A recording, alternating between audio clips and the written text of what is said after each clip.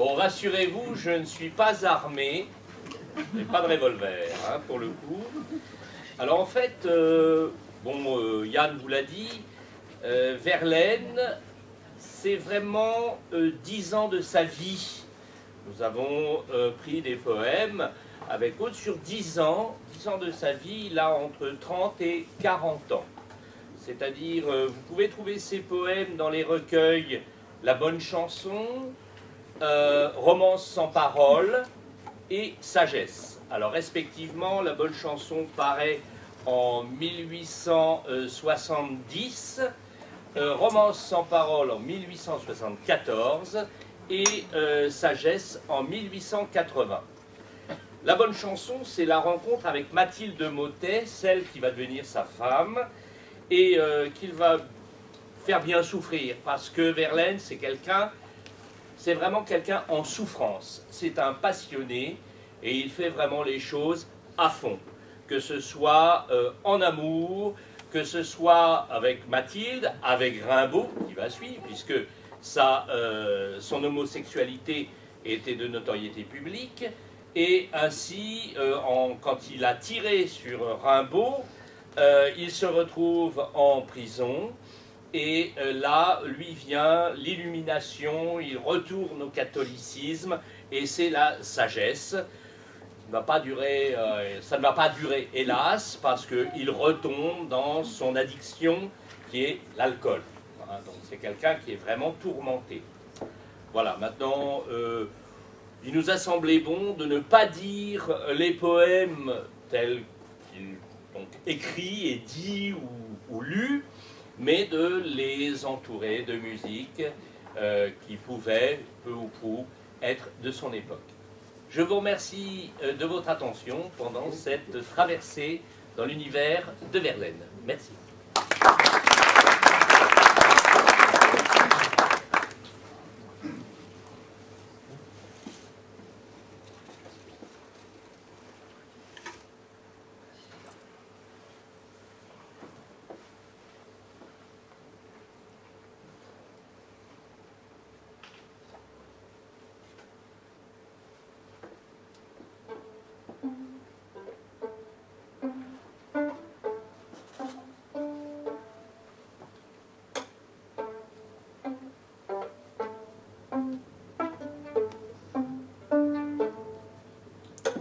15 longs jours encore et plus de 6 semaines déjà. Certes, parmi les angoisses humaines, la plus dolente angoisse est celle d'être loin. On s'écrit, on se dit que l'on s'aime, on a soin d'évoquer chaque jour la voix, les yeux, le geste de l'être en qui l'on met son bonheur. Et l'on reste des heures à causer tout seul avec l'absent. Mais tout ce que l'on pense, et tout ce que l'on sent, et tout ce dont on parle avec l'absent, persiste à demeurer blafard et fidèlement triste. En l'absence, le moins clément de tous les mots, se consoler avec des phrases et des mots, puiser dans l'infini morose des pensées, de quoi vous rafraîchir, espérance lassée, et n'en rien remonter que de fade et d'amer. Puis voici,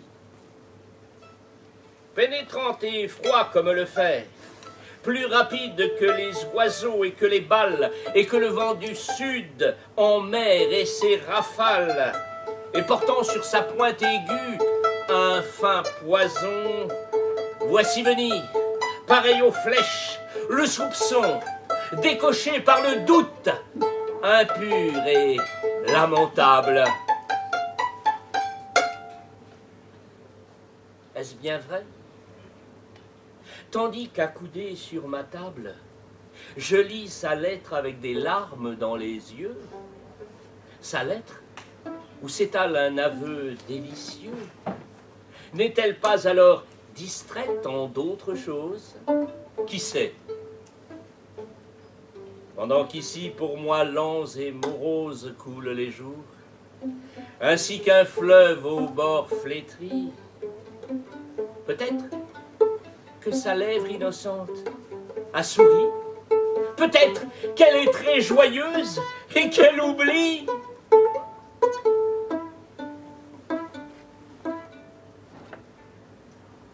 Et je relis sa lettre avec mélancolie.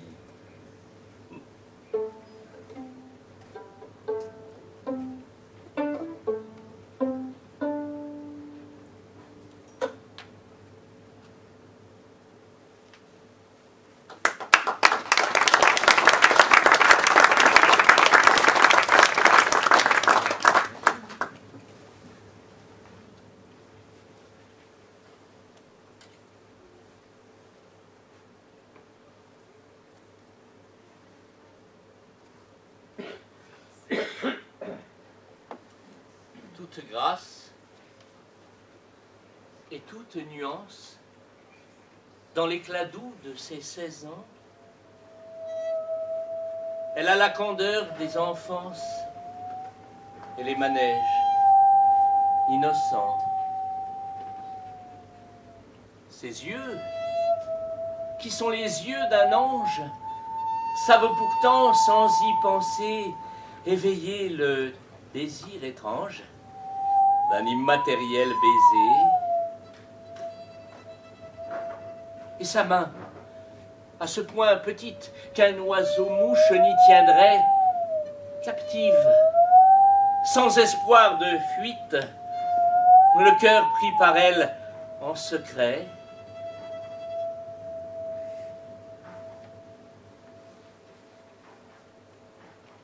L'intelligence vient chez elle en aide à l'âme noble.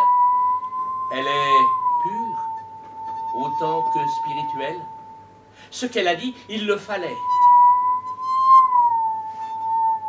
Et si la sottise l'amuse et la fait rire sans pitié, elle serait, étant la muse clémente jusqu'à l'amitié, jusqu'à l'amour, qui sait peut-être, d'un poète épris, qui m'en dirait sous sa fenêtre l'audacieux, un digne prix de sa chanson, bonne ou mauvaise,